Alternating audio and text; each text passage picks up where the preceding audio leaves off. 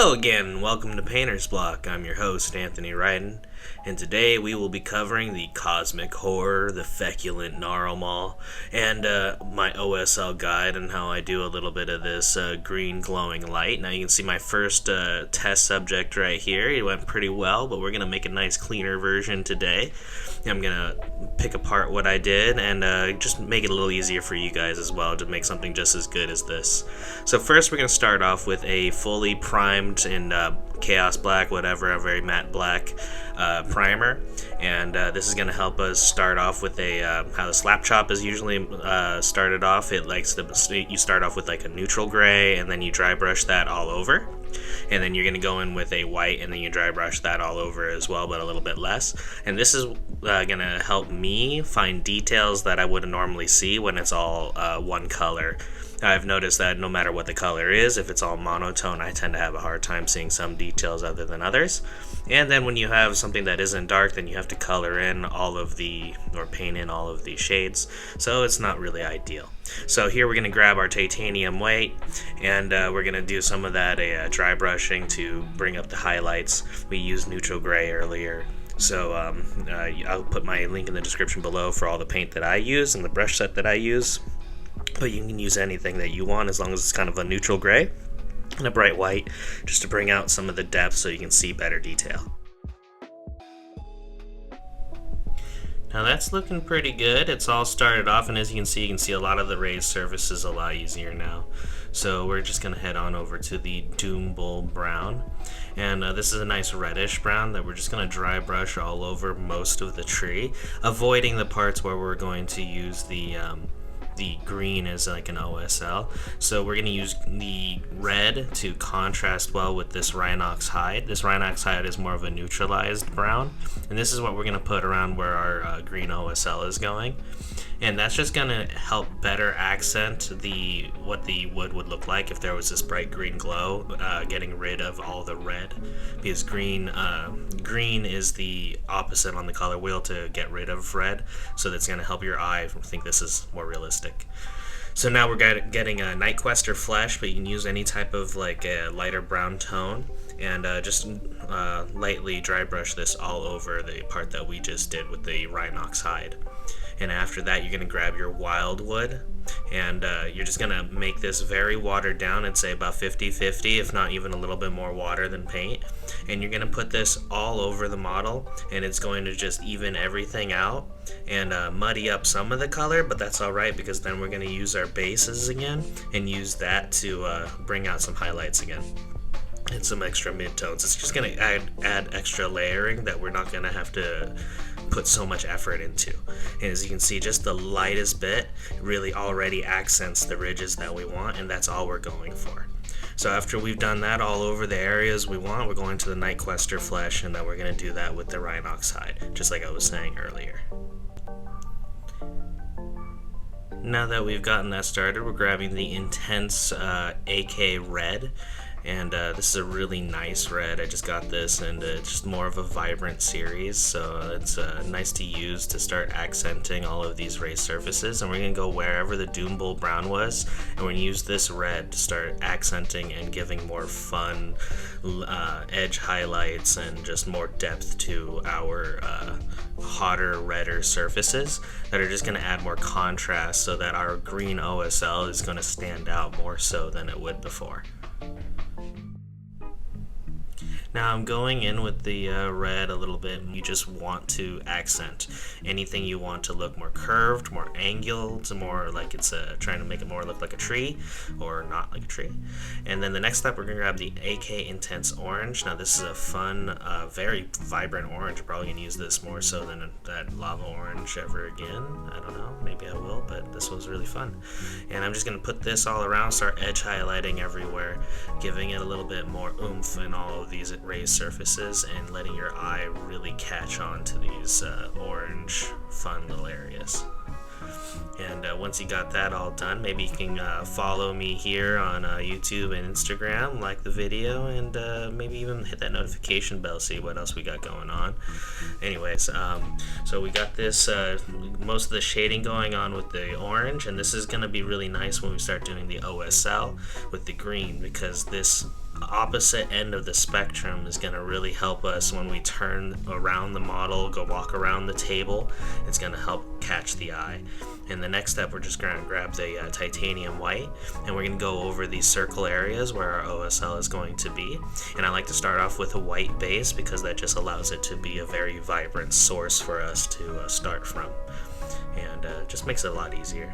So next part, we're going to grab our Hex Wraith Flame contrast. I like this as a very vibrant green. It just helps us go from this white into the green spectrum and not have to pop up with a more intense green. That might cause, I don't know, a little bit of a pasty, waxy appearance. And I feel like this is just a way to get in between there and make it look a little bit less boosted.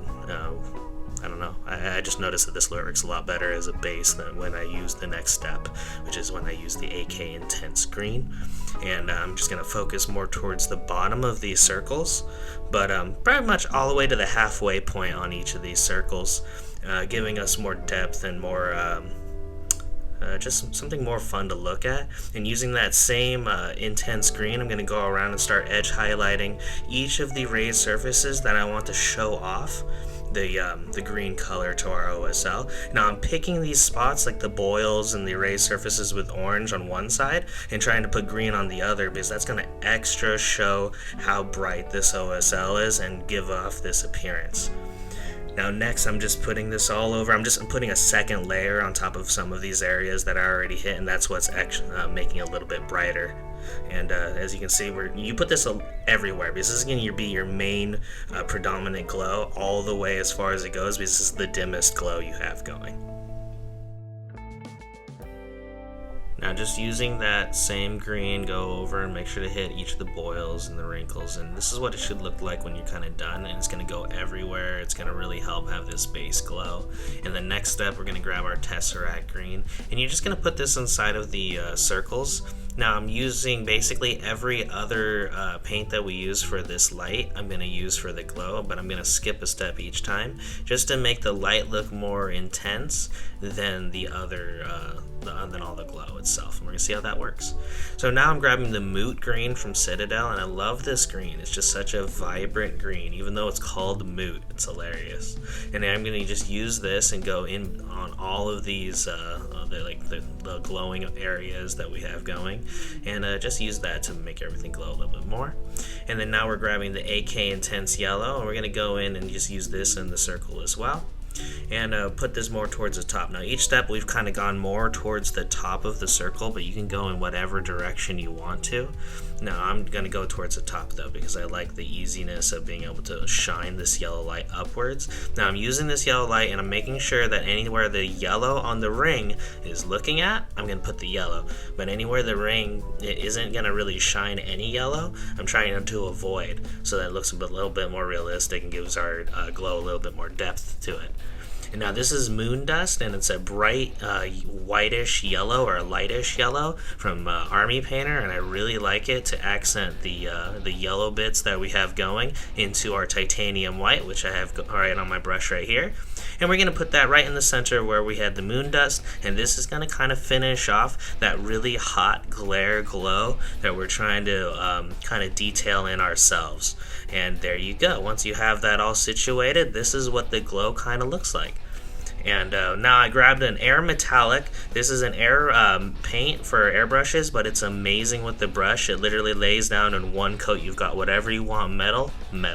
It looks like mercury when you place it on your wet palette or whatever palette. And it's great. I would suggest getting one of these and then avoid all other metals for the time being, because this is absolutely beautiful and saves your life time and money. There you go. They're so shiny, you can do whatever you want with it. In fact, they're so nice. I'm just going to grab some Agrax Earthshade, and we're going to make this super easy for ourselves and just put this all over on these bells so that we're not making our lives harder than they need to be.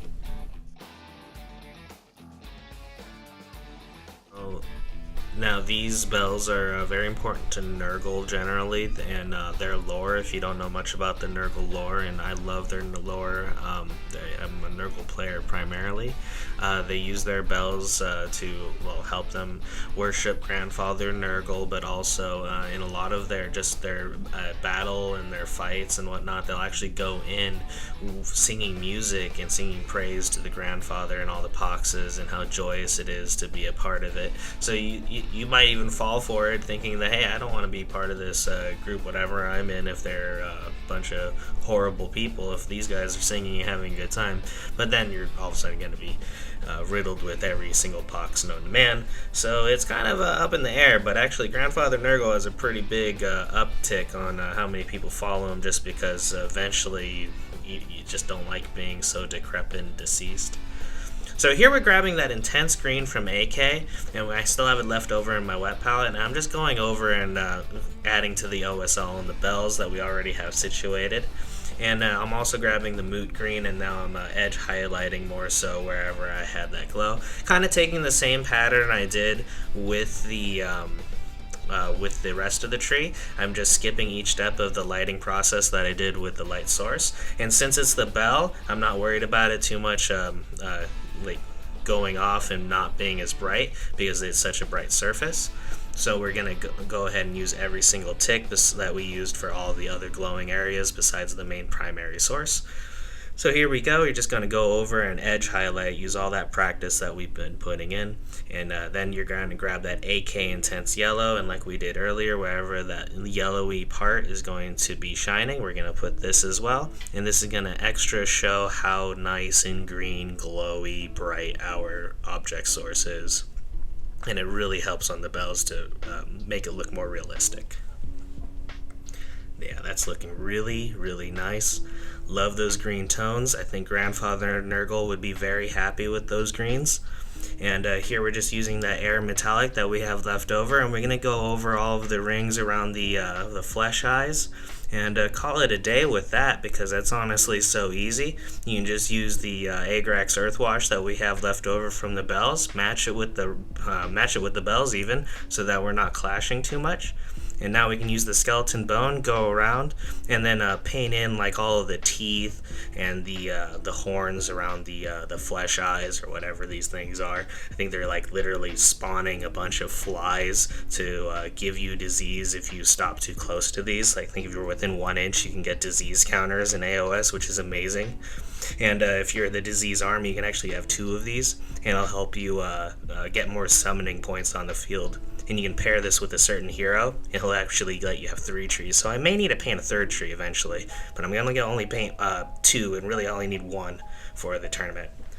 But here we're going to grab the Barbarian Flesh from Army Painter, and we're going to go around all the gum lines, and anything that's going to look fleshy, so even like the little eyes and whatnot and the tentacles, we can go around and put Barbarian Flesh as our base. Now, grabbing whatever dry brush you want to use, I use my makeup brush. You're going to go around and hit all these areas that are a little bit bigger and raised with it, and just hit that Barbarian Flesh all over there. And it's going to look pretty good. Yeah, pretty much all done, and all that color from all the reds, the Doombull brown and whatnot, that really helped. As you can see, I've been kind of following along and using it on the base. While you're painting, you can do this afterwards. I just already made the tree, so I knew the steps, but I would recommend waiting till you're done with the rest of the tree, so that you know what to paint.